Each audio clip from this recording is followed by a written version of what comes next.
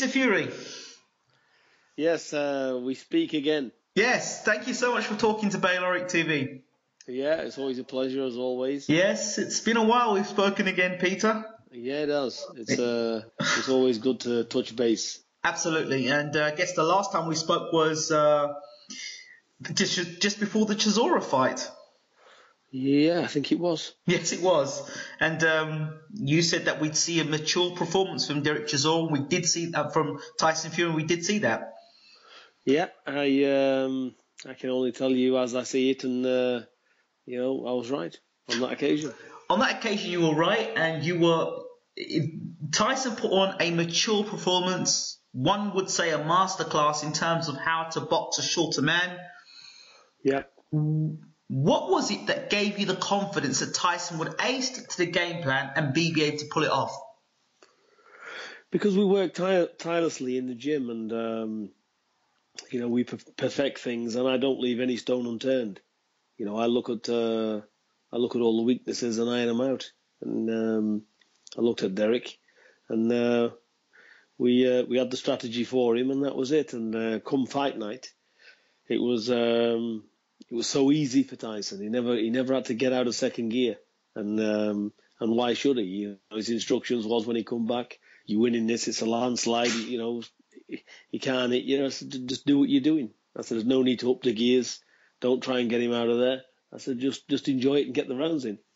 I said, plus we got a lot at stake. I said, don't take any chances whatsoever. And when something's going to exactly how you've planned it, then don't change it just because it's easy. There's a lot at stake. And but like I said, it was a good win for Tyson. It was. He never had to extend himself. Exactly. The one thing I must really touch on is when trainers say, we don't leave any stone unturned, I want to examine this a little bit more, because as a coach, I know that you can examine every facet of a situation, but at the end of the day, it's down to the individual to be able to perform on the night.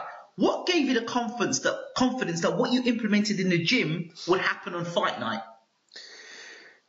Because I never listen to what critics have to say. Tyson is a world-class operator. He's on another level entirely. And people they're only starting to wake up to the fact.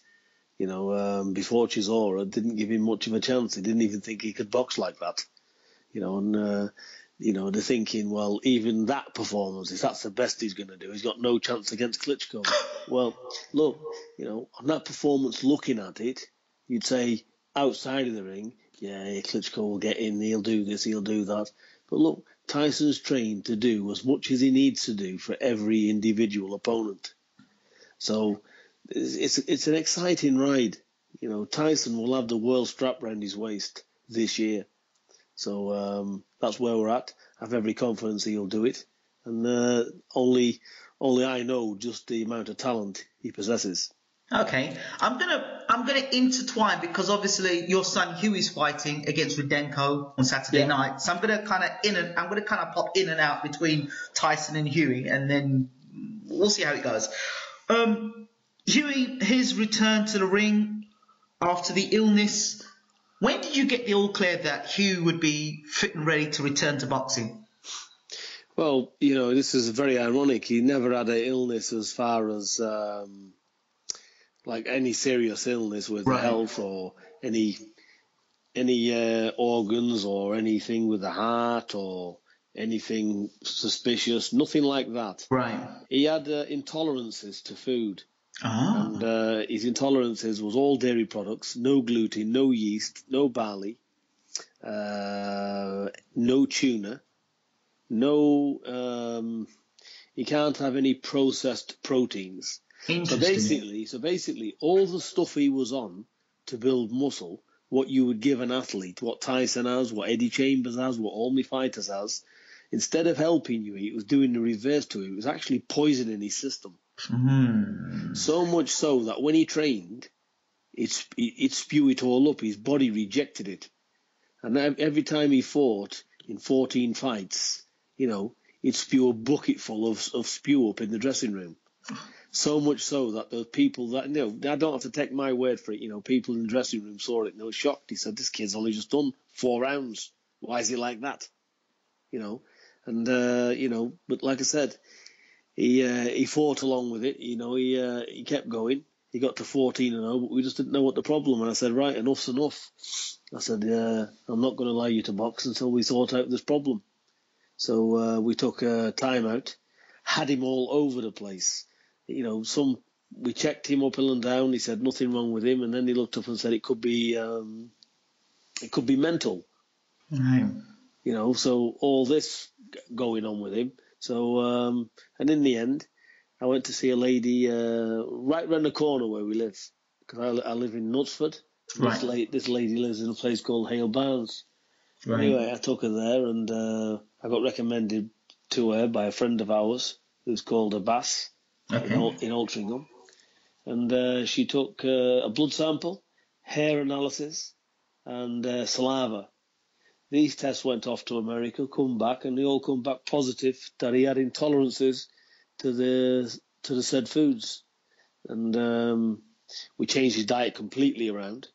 Instead of like milk, he has almond milk and soya milk. Right. Instead of the processed proteins, which has got all mixtures of dried milk in it and this and that. He's on rice protein and grass protein, Right. which is a pure form of protein. Actually, it's don't get me wrong, he's not on a vegan diet.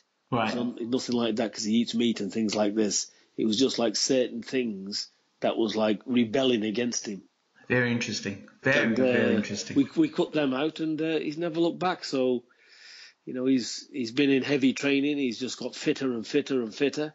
I would say, body-wise, he's at least 70%, because we all know it takes about a year to pack on good muscle.